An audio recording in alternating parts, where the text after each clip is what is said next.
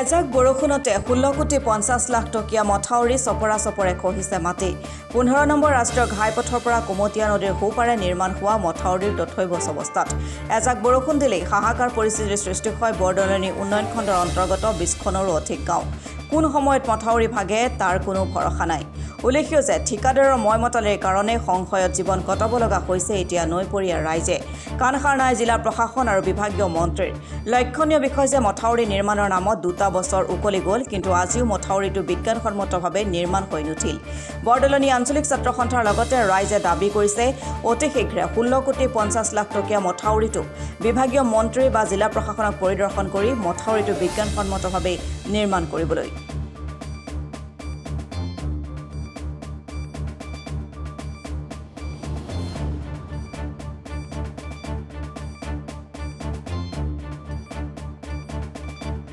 বৰদলনি আঞ্চলিক ছাত্ৰ সন্থাই আমি তেতিয়া দাবী উত্থাপন কৰিছিলোঁ আৰু তেখেতলোকে যে বিজ্ঞানসন্মতভাৱে মথাউৰিটো নিৰ্মাণ কৰা নাছিলে সেইটো আমাৰ পৰিলক্ষিত হৈছিলে আৰু এতিয়া আপোনালোকে বাৰিষা আৰম্ভণিতে দেখিছে এজাক বৰষুণৰ ফলতে এই মথাউৰি যেনেধৰণে খহিব লাগিছে তেনেধৰণে হ'লে আমাৰ যি নদীপৰীয়া ৰাইজৰ কোনো জীৱন আৰু সম্পত্তি তেখেতলোকৰ নিৰাপত্তা নহয় সেইবাবে আমি অসম চৰকাৰ তথা এই বিভাগীয় কৰ্তৃপক্ষ আৰু এই বিভাগীয় মন্ত্ৰী ফিজুছ হাজৰিকা ডাঙৰীয়াক আমি ইয়াৰ পৰা আহ্বান জনাব বিচাৰিছোঁ দাবী জনাব বিচাৰিছোঁ তেখেতে আহক আৰু এই মথাউৰি পৰিদৰ্শন কৰক পৰিদৰ্শন কৰি তেখেতে তেতিয়া আমি যে কোৱা কথাবিলাক সত্য হয় নে নহয় তেখেতে আহি পৰিদৰ্শন কৰিবলৈ আমি তেখেতক আহ্বান জনাইছোঁ তাৰ লগে লগে এই বিভাগটোত যে এটা তীব্ৰ দুৰ্নীতি হৈছে এই মথাউৰি যে নিৰ্মাণ কৰাৰ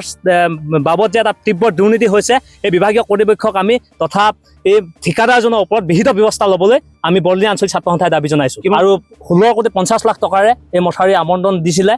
পুঁজি আহিছিলে কিন্তু আপোনালোকে দেখিলে যে এতিয়া আপোনালোকেও আহি ইয়াত পৰিলক্ষিত আপোনালোকৰো হৈছে যেনেধৰণে মথাউৰিটো এতিয়া যিটো অৱস্থা বাৰিষা আৰম্ভণিতে যোৱাকালি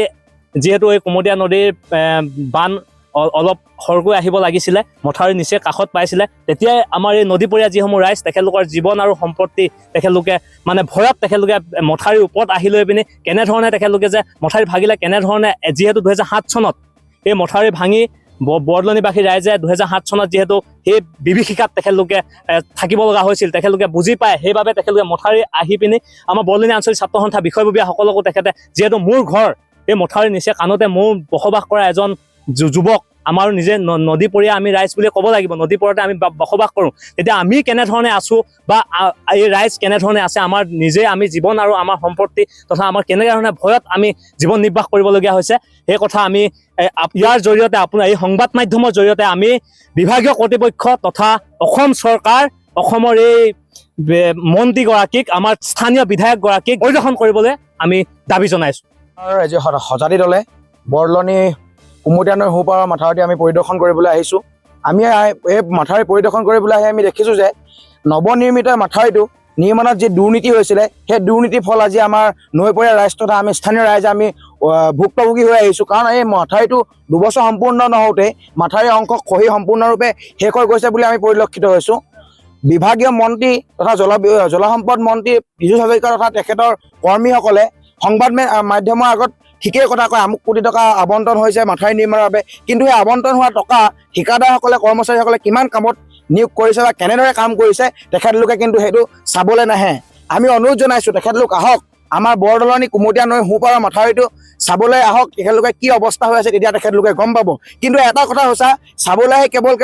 এটা ফেচবুকত পোষ্ট দিলে নহ'ব কিন্তু সেই ঠিকাদাৰসকলে কি দুৰ্নীতি কৰিছে ইঞ্জিনিয়াৰে কি দুৰ্নীতি কৰিছে তেখেতলোকক উপযুক্ত শাস্তি প্ৰদান কৰি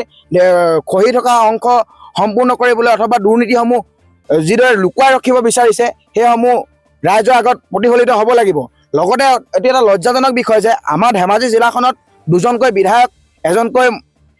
সাংসদ বৰ্তমান সময়ত থকাৰ উপৰিও এজনকৈ অভিভাৱক মন্ত্ৰী আছে কিন্তু ইমানগৰাকী জনপ্ৰতিনিধি থকাৰ পাছতো তেখেতসকল কেৱল নিজৰ দলীয় মিটিং সভা সমিতিতে ব্যস্ত হৈ আছে ৰাইজৰ জনসাধাৰণৰ তেখেতলোকে সমস্যা সমাধানৰ বাবে কি গ্ৰহণ কৰিব লাগে কি কৰিব লাগে তেখেতলোকে তাত গুৰুত্ব নিদি অন্যান্য কামত ব্যস্ত হৈ আছে ফলত আজি আমাৰ ৰাইজে ভুক্তভোগী হ'বলগীয়া হৈছে সেয়েহে ভৰ বাৰিষা নহাৰ আগতে এই ঠাইসমূহ ভালদৰে নিৰীক্ষণ কৰি তেখেতলোকে বিজ্ঞানসন্মতভাৱে